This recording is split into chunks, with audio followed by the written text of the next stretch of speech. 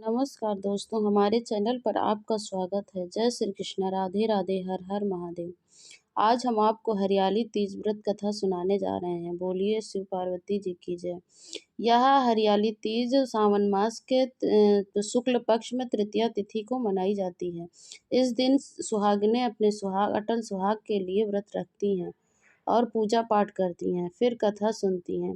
आइए हम आपको पौराणिक कथा सुनाते हैं माता पार्वती शिव जी की।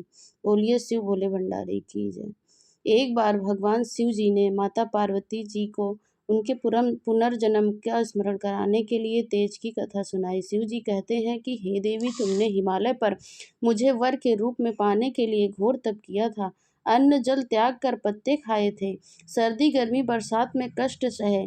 तुम्हारे पिता दुखी थे। नारद जी तुम्हारे घर पधारे थे और कहा कि मैं विष्णु जी का भेजने पर आया हूँ।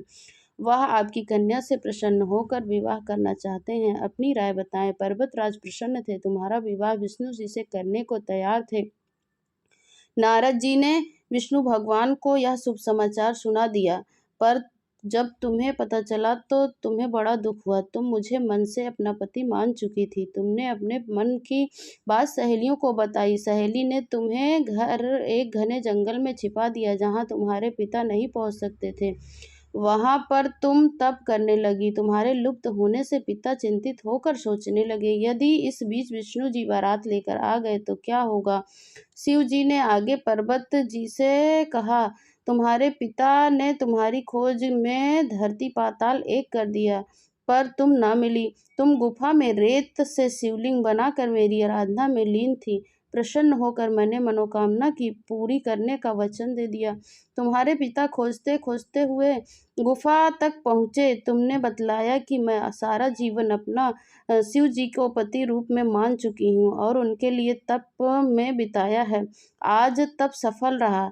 शिव जी ने मेरा वरण किया है। मैं आपके साथ एक ही शर्त पर चलूंगी। यदि आप मेरा विवाह शिव जी से करेंगे तो मैं जाने के लिए तैयार हूँ। फिर क्या था, पर्वतराज मान गए। बाद में विधि विधान के साथ हमारा विवाह हुआ था। हे पार्वती, तुमने जो कठोर व्रत किया था उसी के फल स्वरूप हमारा विवाह हो सका।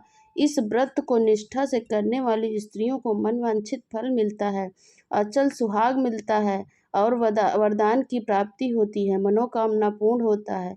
बोलिए शिव पार्वती जी की जय।